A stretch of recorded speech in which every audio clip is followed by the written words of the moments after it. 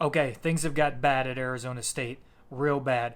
First of all, Ray Anderson, the athletic director, hired his best friend in Herm Edwards. Herm Edwards shows up and says he's not really a coach, he's a CEO. Arizona State was a program that needed a builder. They didn't need an experiment in CEOing from an NFL guy. Arizona State also got bad news with the LSU ruling. LSU was just hit with a 3-year show cause penalty for one of their coaches for recruiting during the COVID dead period, and the football program got put on some light probation. Why is this bad for Arizona State? The main charges against Arizona State are essentially recruiting all through the COVID dead period.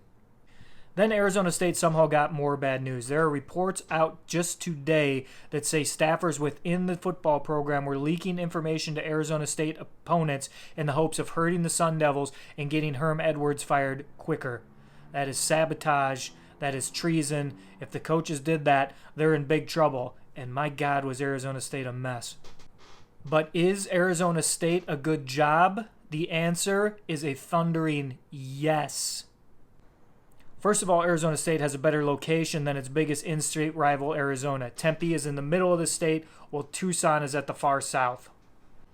Tempe is near recruiting hotbeds in Southern California, reasonably close to Northern California, and the entire West Coast to pick from. Tempe is a great place to entice athletes. Beautiful climate, great co-ed scene, a good education there if you want it, and it's easy to get in.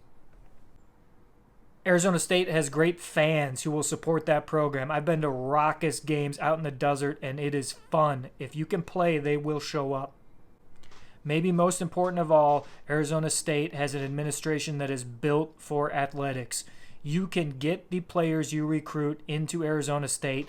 It's just that simple. And that is a key to succeeding in college athletics. You are not going to have some of the recruiting issues you have at a UCLA, a Stanford, a Berkeley, or some of the other prestige academic institutions we see competing at the top of the athletic scale as well. Is Arizona State a sleeping giant? Once more, the answer is yes. The man you have to look to when you're talking about Arizona State is Frank Kush. Kush was a 5'7", 170-pound defensive lineman in the 1950s at Michigan State under the great Biggie Munn. Kush was an All-American in 1952 and helped Michigan State to the national championship that season. He was a tough player. He turned out to be an extremely tough coach, which would lead to the end of his career, but before that, he was sensational. Over 22 seasons at Tempe, Frank Kush went 176, 54, and 1. That is a 77% winning clip over 2+ decades. Kush and the Sun Devils were so good in the WAC that after a 35-6 5-year run, which wouldn't even be their best 5-year run, the Fiesta Bowl was essentially created in 1971 to accommodate the Sun Devils, to get them strong competition in the postseason.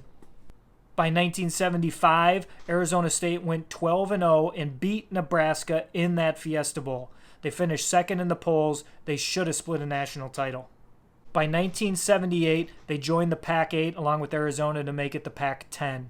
By 1987, under John Cooper, they win their first Rose Bowl, beating Michigan, ironically, because Cooper would be fired later at Ohio State famously for not being able to beat Michigan. But he did it at Arizona State, and he did it in a Rose Bowl.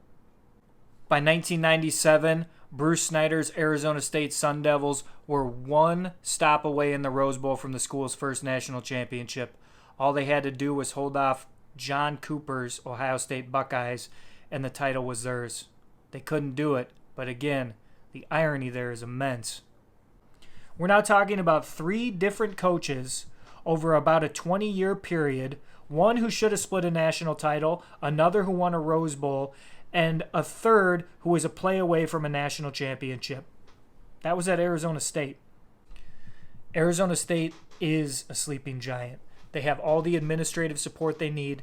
They're near players good enough to win with. They play a schedule that they can win against, and all they need is to hire the right guy. That's the tricky part. It always is.